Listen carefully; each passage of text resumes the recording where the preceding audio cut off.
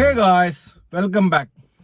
അപ്പോൾ ഒരു സിനിമ മോശമാണെന്ന് പറയാൻ ഞാൻ ആളല്ല, ഞാൻ ആരുമല്ല. കാരണം അത് ഒരുപാട് പേരുടെ കഷ്ടപ്പാടും ഒരുപാട് പേരുടെ പ്രയത്നവും കാര്യങ്ങളൊക്കെയാണ്. പക്ഷെ ഒരു സിനിമ നല്ലതാണോ എന്ന് പറയാനായിട്ട് ഒരു പ്രേക്ഷകൻ എന്നുള്ള നിലയിൽ എനിക്ക് പറ്റും. എനിക്ക് അതിനുള്ള റൈറ്റ് ഉണ്ടെന്ന് വിചാരിക്കുന്നു. ഐഡന്റിറ്റി എന്നുള്ള സിനിമ എന്നെ സാറ്റിസ്ഫൈ ചെയ്യിച്ചോ അല്ലെങ്കിൽ എനിക്ക് ഇഷ്ടപ്പെട്ടോ ഒന്ന് ചെക്ക് ചെയ്ത് നോക്കാം.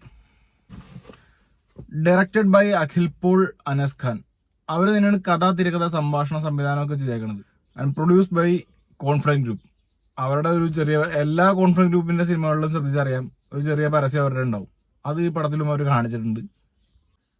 അഭിനയിച്ചിരിക്കുന്നത് ടൊവിനോ തോമസ്, എൻ്റെ ഫേവറേറ്റ് ആക്ടർ. അതുകൊണ്ട് തന്നെയാണ് ഫസ്റ്റ് ഡേ പോയി കാണാൻ തീരുമാനിച്ചത്. തൃഷ, തമിഴിൽ നിന്ന് അവരുടെ ഡിബട്ടാണോ എനിക്ക് തോന്നുന്നു, ആണെന്ന് തോന്നുന്നു. ഓക്കെ, അവരെ കൊണ്ടുവന്ന് ഇതിനകത്തൊരു റോള് കൊടുത്തിട്ടുണ്ട്.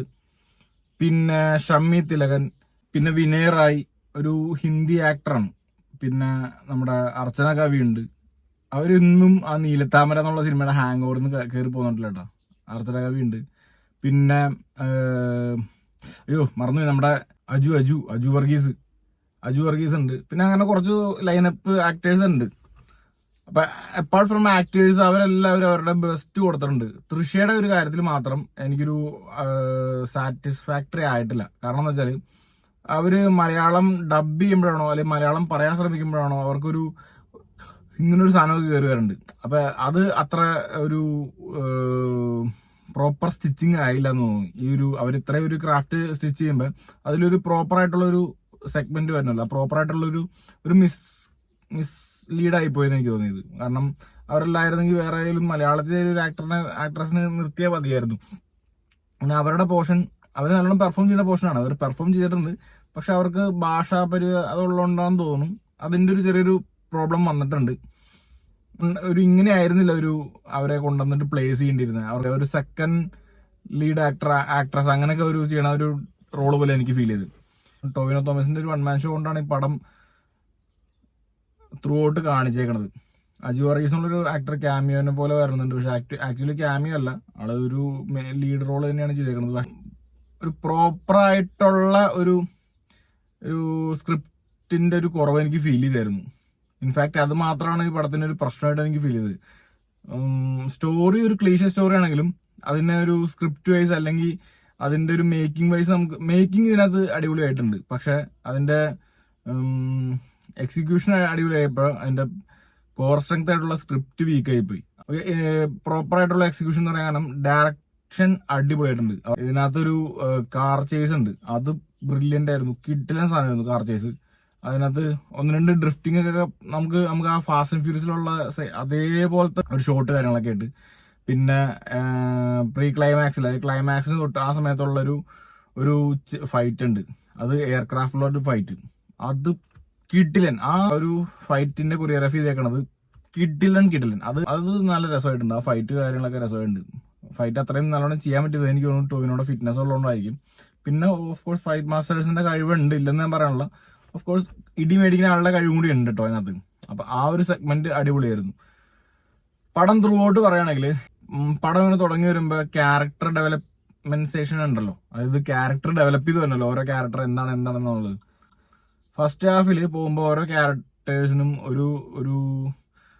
ഒരു മിസ്റ്ററി കൊടുക്കുന്നുണ്ട്. പ്രത്യേകിച്ച് ടൊവിനോയുടെ ക്യാരക്ടറിന് ഒരു മിസ്റ്ററി കൊടുക്കുന്നുണ്ട്. ഇത് അങ്ങനെയാണോ ഇങ്ങനെയാണോ ഒരു ഷെയ്ഡ്. അത് കാരണം എന്ന് വെച്ചാൽ തൃശയ്ക്കുള്ളൊരു രോഗത്തിന്റെ ഇതുകൊണ്ടാണ് അതങ്ങനെ നമുക്ക് അങ്ങനെ ഫീൽ ചെയ്യണം. അപ്പൊ അതൊരു ഫസ്റ്റ് ഹാഫിൽ ഒരു കുറച്ച് കിടിലൻ സാധനങ്ങളൊക്കെ ഉണ്ട്. കാരണം കിടിലൻ എന്ന് പറഞ്ഞു കഴിഞ്ഞാൽ അത് സെക്കൻഡ് ഹാഫ് കാണുമ്പോഴാണ് ഫസ്റ്റ് ഹാഫ് കിടിലായിരുന്നു തോന്നുള്ളൂ. ഫസ്റ്റ് ഹാഫ് നമ്മൾ കണ്ടോണ്ടിരിക്കുമ്പോൾ നമുക്ക് ലാഗ് അടിക്കും. സെക്കൻഡ് ഹാഫ് കാണുമ്പോൾ ഒരു ക്ലീഷേനേക്കാളും ഭേദം ആ ഫസ്റ്റ് ഹാഫിലുള്ള സാധനമായിരുന്നു നല്ലതെന്ന് നമുക്ക് തോന്നും.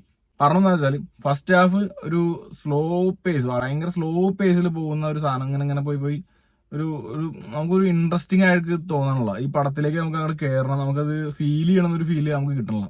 ഇന്റർവെൽ ടൈമിൽ ഇന്റർവെൽ ബ്ലോക്ക് വന്ന സമയത്ത് അവിടെ ഒരു പഞ്ചുണ്ട്, ആ ഒരു പഞ്ച് കൊള്ളായിരുന്നു. ആ ഇന്റർവെൽ ബ്ലോക്ക് നമുക്ക് പഞ്ച് കാണുമ്പോൾ സെക്കൻഡ് ഹാഫിൽ വേറെ ലെവലായിരിക്കും കഥ, പൊള്ളിക്കാൻ പോകണമെന്ന് നമുക്ക് തോന്നുന്ന സമയത്ത് സെക്കൻഡ് ഹാഫ് സ്റ്റാർട്ട് കഴിയുമ്പോൾ പോണത് ഒരു ക്ലീഷ സാധനത്തിലേക്കാണ്.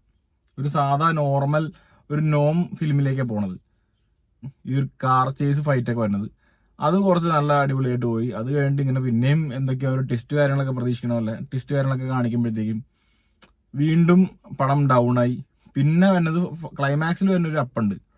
അത് ക്ലൈമാക്സിൽ ശരിക്കും ഒന്ന് പടം ഒന്ന് പൊങ്ങിയിട്ടുണ്ട്. അത് മാത്രമാണ് ഈ പടത്തിന്റെ ഒരു എലിവേറ്റഡ് പോർഷൻ ആയിട്ട് എനിക്ക് തോന്നിയത്. പടത്തിന് ത്രൂ ഔട്ട് ടോവിനോ നല്ലോണം കഷ്ടപ്പെട്ടിട്ടുണ്ട്. കാരണം ആള് ഇതുവരെ ഒരു പിടിക്കാത്തൊരു രീതിയിൽ ഒരു സാധനം പിടിച്ചിട്ടുണ്ട്. കാരണം ഫസ്റ്റ് ഹാഫിൽ ഒരു ഇങ്ങനെ ഇപ്പൊ നമ്മുടെ സ്പൈ വർക്ക് ചെയ്യണ ആൾക്കാർക്ക് അവർക്കൊരു അറ്റയർ ഉണ്ടാവില്ല, അല്ലെങ്കിൽ ഒരു ക്യാരക്ടർ ഉണ്ടാവില്ല, ഒരു ഐഡന്റിറ്റി ഉണ്ടാവില്ല. ആ സാധനം പോലെയാണ് ഈ പടത്തിനകത്ത് first half throughout Tovino പിടിച്ചേക്കണത്. അവരുടെ ഇരുത്തം, നടത്തം, അവരുടെ ആറ്റിറ്റ്യൂഡ്, അവർക്ക് ഉണ്ടാവണ ഒരു ഒബ്സഷൻ, അവർക്ക് ഉണ്ടാവണ ഓരോരോ ക്യാരക്ടർ എങ്ങനെയാണ്, അല്ലെ ഒരു പർട്ടിക്കുലർ ടൈം ഫ്രെയിമിൽ അവരെങ്ങനെയാണ് പെരുമാറാന്നുള്ള സാധനങ്ങളൊക്കെ നല്ല ഡീറ്റെയിൽ ആയിട്ട് കാണിച്ചിട്ടുണ്ട്.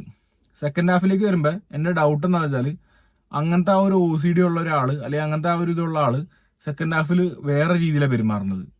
അപ്പൊ അതെന്ത് സാധനമാണ് അവര് പ്ലോട്ടർ, അല്ല അവരെന്താണ് അവർ കാണിക്കാൻ ഉദ്ദേശിച്ചത്? ഒരു സ്ക്രിപ്റ്റിന്റെ ഒരു കുറവ്, നമുക്കൊരു ക്ലാരിറ്റി കുറവുണ്ട്. ഓരോ സീൻ ബൈ സീൻ നമുക്ക് ക്ലാരിറ്റി കുറവുണ്ട്. ഇത് തൊട്ടുമുമ്പ് നടന്ന സീൻ ഇതെന്താ അത് കണക്ഷൻ കിട്ടാത്ത പോലെ മൊത്തത്തിൽ എന്തൊക്കെയോ അഴിഞ്ഞു കൂത്തി കിടക്കണമായിരിക്കും. ലാസ്റ്റ് അവരതെല്ലാം കൂടി കൂട്ടി തിന്നാൻ നോക്കുമ്പോൾ അത് ഒരു കൺവിൻസിങ് ആവണല്ലോ നമുക്ക് അങ്ങോട്ട്. എന്തൊക്കെയോ എവിടേക്കോ ഒരു ചേരാത്ത പോലെ. പിന്നെ അനാവശ്യമായിട്ട് പാട്ടൊന്നും കുത്തി കയറ്റിയിട്ടില്ല. JXBUവിന്റെ മ്യൂസിക്സ് പല സ്ഥലത്തും എലിവേറ്റ് ചെയ്തിട്ടുണ്ട്, ചില സമയത്ത് എലിവേറ്റ് ചെയ്യാണ്ട് ഭയങ്കര ലോ ആയി പോയിട്ടുമുണ്ട്. ഫൈറ്റ് സീൻ പറയേണ്ട കാര്യമാണ്. ഫൈറ്റ് സീൻ കിഡിലൻ സാധനം. ഫൈറ്റ് സീൻ, ചേസ് ഫൈറ്റ്, അങ്ങനെയുള്ള കാര്യങ്ങളൊക്കെ അടിപൊളിയായിട്ടുണ്ട്. പടം ത്രൂ ഔട്ട് ഒരു ആക്ഷൻ പാക്ഡ് ത്രില്ലർ മൂവി ആയിട്ടാണ് പ്ലാൻ ചെയ്തതെങ്കിലും ആക്ഷൻ ഒരു ക്ലൈമാക്സിലുണ്ട്. ത്രില്ലർ മൂവിയാണെന്ന് വെച്ച് കഴിഞ്ഞാൽ ത്രില്ലർ ജേണറാണ്, ത്രില്ലർ മൂവിയാണ്. പക്ഷെ സീറ്റഡ് ത്രില്ലർ ഒന്നും അല്ല. നമുക്ക് ജസ്റ്റ് ഇങ്ങനെ ഇങ്ങനെ കാണാം. എബോ ആവറേജ് ആണോ എന്ന് വെച്ചാൽ അല്ല, എന്നാൽ ബിലോ ആവറേജ് ആണോ എന്ന് വെച്ചാൽ അല്ല. ഒരു ആവറേജ് മൂവി. തിയേറ്ററിൽ മസ്റ്റ് വാച്ച് എന്നൊന്നും പറയാനില്ല. നിങ്ങൾക്ക് സമയമുണ്ട്, കാര്യങ്ങളൊക്കെ ഉണ്ടെങ്കിൽ ഒരു ചേഞ്ചിന് ഇപ്പം പോയി കാണാം. അപ്പോൾ മനസ്സിലാവും എന്താണ് ക്വാളിറ്റി ഓഫ് മേക്കിംഗ് എന്നുള്ളത്. ഓഫ് കോഴ്സ് ഇത് ക്വാളിറ്റി ഓഫ് മേക്കിംഗ് ഉണ്ട്, പക്ഷെ ലൈൻസ് ജോയിൻ ചെയ്യാത്ത പോലെ കിടപ്പുണ്ട്. ഒരു സെക്കൻഡ് ഹാഫ് ആയപ്പോഴാണ് പടത്തിന് ഒരു ഉണർവെങ്കിലും വന്നത്. OTT വരെ ഒന്നും വെയിറ്റ് ചെയ്യണ്ട. നിങ്ങൾ ജസ്റ്റ് ഒന്ന് സമയമുണ്ടെങ്കിൽ തിയേറ്ററിൽ തന്നെ പോയി പടം കാണാം. പൈറസി മൂവി കാണല്ലേ. മൊബൈലിൽ അല്ലെങ്കിൽ മിനി സ്ക്രീനിൽ TV പൈറേറ്റഡ് വീഡിയോസിൽ നിന്ന് കാണുന്നത് അത്ര സുഖമുള്ള പരിപാടിയല്ല. തിയേറ്ററിൽ കാണാം, അല്ലെങ്കിൽ അറ്റ്ലീസ്റ്റ് OTT വരുമ്പോഴും കാണാം. ആ സമയത്ത് ടെലിഗ്രാമിൽ ഡൗൺലോഡ് ചെയ്യണ്ടോ. കള്ളപ്രിന്റ് കാണല്ലേ നിങ്ങൾ, അതിനെ പ്രോത്സാഹിപ്പിക്കല്ലേ, അത് മോശമാണ്. Okay, love you guys. ബാക്കി നാളെ.